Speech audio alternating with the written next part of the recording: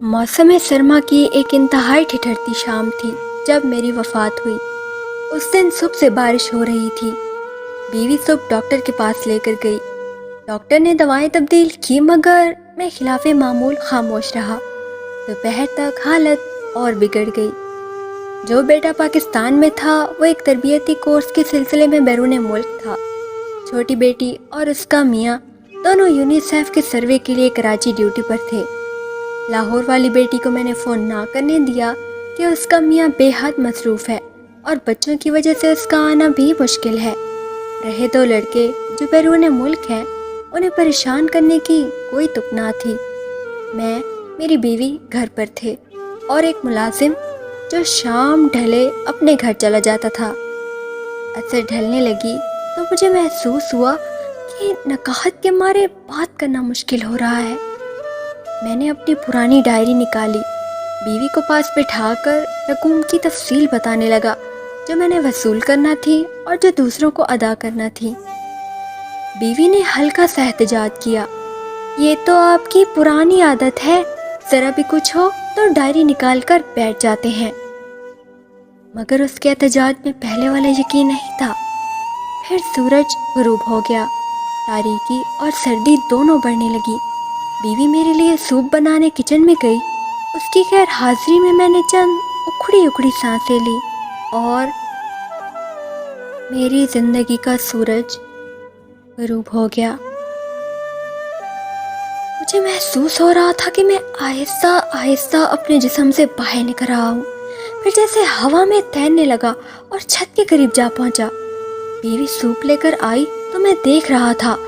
एक लम्हे के लिए उस पर सख्ता तारी हो गया और फिर धाड़े मार कर रोने लगी। मैंने बोलने की कोशिश की। ये अजीब बात थी कि मैं सब कुछ देख रहा था मगर बोल नहीं सकता था। लाहौर वाली बेटी रात के पिछले पहर पहुंच गई थी। कराची से छोटी बेटी और मियाँ सुबह की पहली फ़्लाइट से पहुंच गए। तीनों बेटे बैरून मुल्क थे। वो जल्द से जल्द भी आते तो 2 दिन लग जाने थे। फिर दूसरे दिन असर के बाद मेरी तदफीन कर दी गई। शायर, अदीब, सहाफ़ी, सिविल सर्वेंट सबकी नुमाइंदगी अच्छी खासी थी। गांव से भी तकरीबन सभी लोग आ गए थे। नानिहाल वाले गांव से मामूजाद भाई भी मौजूद थे। लहद में मेरे ऊपर जो सिलें रखी गई थी, मट्टी उनसे गुजरकर अंदर आ गई थी। बाएं पाँव का अंगूठा जो आर्थराइटिस का शिकार था, मट्टी के बोझ से दर्द कर रहा था। फिर एक अजीब कैफियत तारी हो गई। शायद फरिश्ते आन पहुँचे थे। इस कैफियत में सवाल और जवाब का सेशन हुआ। ये कैफियत ख़त्म हुई तो महसूस हो रहा था कि चंद लम्हे ही गुजरे हैं, मगर फरिश्तों ने बताया कि 5 बरस हो चुके हैं तुम्हें फौत हुए। फिर फरिश्तों ने एक अजीब पेशकश की, हम तुम्हें कुछ अरसे के लिए वापस भेज रहे हैं। तुम वहाँ दुनिया में किसी को नज़र नहीं आओगे। घूम फिर कर अपने प्यारों को देख लो। फिर अगर तुमने कहा तो तुम्हें दोबारा नॉर्मल ज़िंदगी दे देंगे, वरना वापस आ जाना। मैंने ये पेशकश गनीमत समझी और हाँ कर दी। फिर एक मदहोशी की हालत छा गई और आँख खुली तो मैं अपनी गली में खड़ा था। आहिस्ता आहिस्ता कदम उठाता अपने घर की जानिब चला। रास्ते में कर्नल साहब को देखा। घर से बाहर खड़े थे, इतने ज़्यादा बूढ़े लग रहे थे, और खाजत साहब बेगम के साथ वॉक करने निकल रहे थे। अपने मकान के गेट पर पहुंचकर मैं हैरान रह गया। मेरे नाम की तख्ती गायब थी। पोर्च में खड़ी गाड़ी भी नहीं थी। वफात से चंद हफ्ते पहले ही ताज़ा मॉडल की गाड़ी खरीदी थी। धचका सा लगा, गाड़ी कहाँ हो सकती है? बच्चों के पास तो अपनी अपनी गाड़ियाँ थी, तो फिर मेरी बीवी जो अब बेवा थी, क्या गाड़ी के बगैर थी? दरवाज़ा खुला था। मैं सबसे पहले सीढ़ियाँ चढ़कर ऊपर लाइब्रेरी में गया। ये क्या, किताबें थी ना, अलमारियाँ, राइटिंग टेबल, उसके साथ वाली महंगी कुर्सी, सोफ़ा, आला मरकज़ी मुलाजमत के दौरान जो शील्डें और यादगारें मुझे मिली थी और अलमारियों के ऊपर सजा कर रखी थी, बेशुमार फ़ोटो एल्बम, कुछ भी तो ना था वहाँ। मुझे फ़ारसी की कीमती ईरान से छपी हुई किताबें याद आईं। दादा जान के छोड़े हुए कीमती कलमी नुस्खे اور گلستان سعدی کا نادر نسخہ جو سونے کے پانی سے لکھا ہوا تھا اور دھوپ اور چھاؤں میں الگ الگ رنگ کی لکھائی دکھاتا تھا۔ دادا جان اور والد صاحب کی ذاتی ڈائریاں سب غائب تھیں۔ کمرہ یوں لگتا تھا گودام کے طور پر استعمال ہو رہا تھا۔ سامنے والی پوری دیوار پر جو تصویر 15,000 روپے سے لگوائی تھی وہ جگہ جگہ سے پھٹ چکی تھی۔ میں پژمردہ ہو کر لائبریری سے باہر نکل آیا۔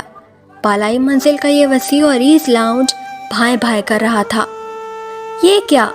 اچانک مجھے یاد آیا کہ میں نے چکوال سے رنگین پایوں والے سوت سے بنے 4 پلنگ منگوا کر اس لاؤنج میں رکھے تھے۔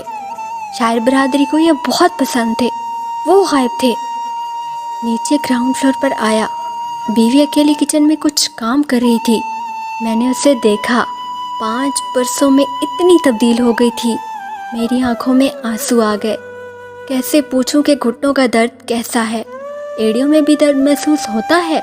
دوائیں باقاعدگی سے میسر آ رہی تھی یا نہیں؟ میں اس کے لیے باقاعدگی سے پھل لاتا تھا۔ نہ جانے بچے کیا سلوک کر رہے تھے، مگر میں بول سکتا تھا نہ وہ مجھے دیکھ سکتی تھی۔ اتنے میں فون کی گھنٹی بجی۔ بیوی بہت دیر تک باتیں کرتی رہی۔ جو اس طویل گفتگو سے میں سمجھا وہ یہ تھا کہ بچے اس مکان کو فروخت کرنا چاہتے تھے۔ ماں نے مخالفت کی کہ وہ کہاں رہے گی۔ بچے بضد تھے کہ آپ ہمارے پاس رہیں گی۔ میری بیوی کو میری یہ نصیحت یاد تھی کہ ڈیرا اپنا ہی اچھا ہوتا ہے، مگر وہ بچوں کی ضد کے سامنے ہتھیار ڈال رہی تھی۔ گاڑی کا معلوم ہوا کہ بیچی جا چکی تھی اور بیوی نے خود ہی بیچنے کے لیے کہا تھا کہ اس کے لیے ایک چھوٹی آلٹو ہی کافی ہے۔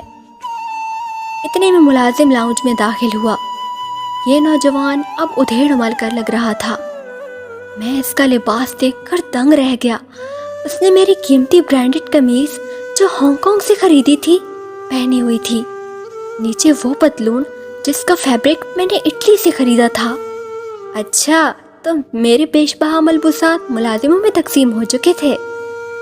میں 1 سال تک لوگوں کی نگاہوں سے غائب رہ کر سب کو دیکھتا رہا۔ ایک ایک بیٹا بیٹی کے گھر جا کر ان کی باتیں سنی۔ کبھی کبھار ہی ابا مرحوم کا یعنی میرا ذکر ہوا، وہ بھی سرسری سا۔ ہاں، زینب جو میری نواسی اکثر نانا ابو کا تذکرہ کیا کرتی۔ ایک دن ماں سے کہہ رہی تھی، اماں یہ بانس کی میز کرسی نانا ابو لائے تھے نا جب میں چھوٹی سی تھی، اسے پھینکنا نہیں۔ ماں نے جواب میں کہا، جلدی سے کپڑے بدل کر کھانا کھاؤ، پھر مجھے میری سہیلی کے گھر ڈراپ کر دینا۔ میں شاعروں، ادیبوں کے اجتماعات اور نشستوں میں گیا، کہیں اپنا ذکر نہ سنا۔